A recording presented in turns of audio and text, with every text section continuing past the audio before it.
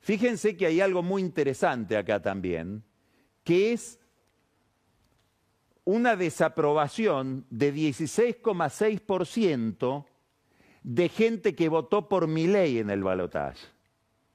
Y están cerrando una especie de verano. Daría la impresión de que se está cerrando un extenso verano, que es el verano que disfrutó el oficialismo, como todos los oficialismos, en estos 14 meses de gobierno.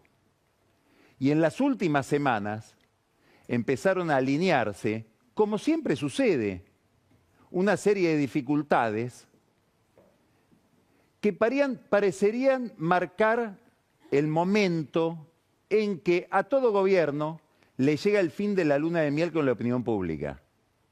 Es un gobierno que tiene que empezar a dar explicaciones de distintos escenarios, de distintos problemas, a los que lo fuerza la realidad, a los que lo fuerzan los propios errores. Empieza a percibirse una vulnerabilidad muy relativa. Esto hay que aclararlo de entrada, porque sigue siendo La Libertad Avanza, el gobierno de Milei, el propio Milei, un actor extraordinariamente poderoso en la escena política. ¿Por qué? Por varias razones, dos de ellas las más importantes: su logro macroeconómico, que es básicamente haber hecho retroceder la inflación, y la segunda, el segundo factor que determina esa fortaleza y explica en alguna medida o en buena medida la llegada de Milei al poder, es el Estado paupérrimo, muy débil, muy indigente, de la mayor parte de la oposición. Después vamos a hablar con uno de los líderes del peronismo, con un dirigente al que quiero que le presten atención porque es cada vez más gravitante en la escena peronista, que es Juan Manuel Olmos, y le vamos a preguntar por el estado del gobierno, pero también sobre el estado de la oposición. Son las aguas de marzo cerrando el verano, el escándalo de las criptomonedas, la necesidad de modificar la política exterior en un tema muy importante que es la adhesión incondicional en su momento que tuvo el gobierno respecto del gobierno de Zelensky en Ucrania, por la necesidad, esto es lo que explica ese giro, de estar alineado automáticamente con el gobierno de Donald Trump y con los Estados Unidos, como le sucede a cualquier administración argentina que depende de financiamiento internacional y sobre todo del financiamiento del Fondo Monetario. El costo enorme de la insistencia, la obstinación de designar al juez Lijo en la Corte, el tener que asistir a una mega operación empresarial, que es la compra de Telefónica por parte de Telecom, del Grupo Clarín, sin que siquiera le avisen al gobierno que esa operación se va a realizar. Y un tema probablemente el más importante de todos estos, si uno lo mira inclusive desde la escena oficialista, desde el escritorio del presidente, que es una inquietud creciente respecto de la consistencia del esquema cambiario, una inquietud creciente con el dólar, con la cotización del dólar. Todo esto se traduce en una novedad, que es una novedad que estamos viendo en las últimas 2 semanas o en los últimos 10 días, y a la que se va a referir después Ani Parraguirre. Yo les recomendaría que se queden a ver la columna de Ani Parraguirre porque va a aportar criterios, puntos de vista muy inteligentes respecto de este problema, que es un estado de una especie de inestabilidad emocional en el oficialismo,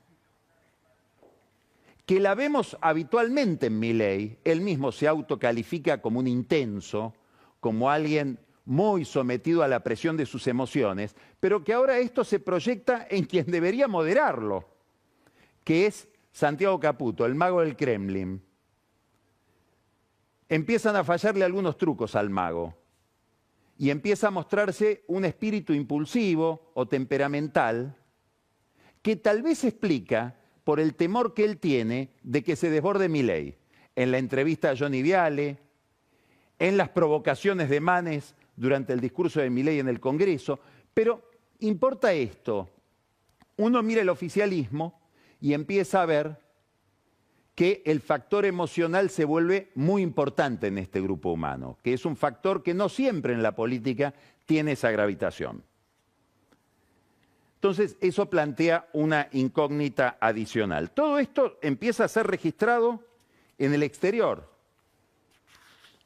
Ha habido una columna muy fuerte que a Milei lo irrita mucho, del New York Times, sobre todo el escándalo con la criptomoneda Libra. Un cuadro pintado por The Economist también muy crítico respecto de todo ese episodio. Y hoy una columna de una columnista que suele dedicarse a la Argentina con bastante asiduidad en el Wall Street Journal, que es Mary Anastasia O'Grady, que también pone el acento en dos problemas: el escándalo de las criptomonedas y la designación de un juez sospechoso, dice ella, que es Lijo. Curiosamente, los dos temas por donde intentaba meter el cuchillo Manes son dos vulnerabilidades del gobierno.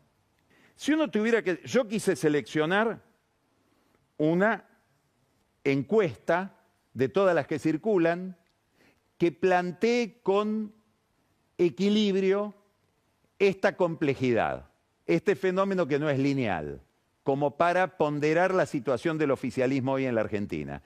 Y esta encuesta de Hugo Aime me parece muy interesante. Él mira acá varios temas: aprobación, desaprobación de la gestión de Milei, y los va ligando a episodios.